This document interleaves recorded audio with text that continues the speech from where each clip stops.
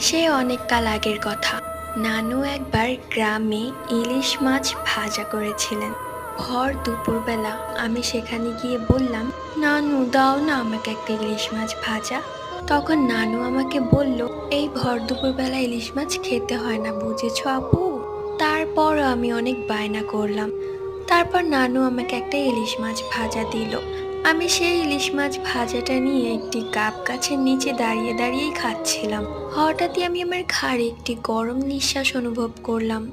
তখন আমি সঙ্গে সঙ্গে পিছনে ঘুরে তাকাই।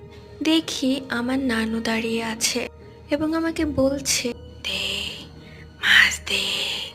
আমি এসব দেখে একদম অবাক হয়ে গেলাম, আর নানুকে খুব ভয়ানক দেখাচ্ছিল।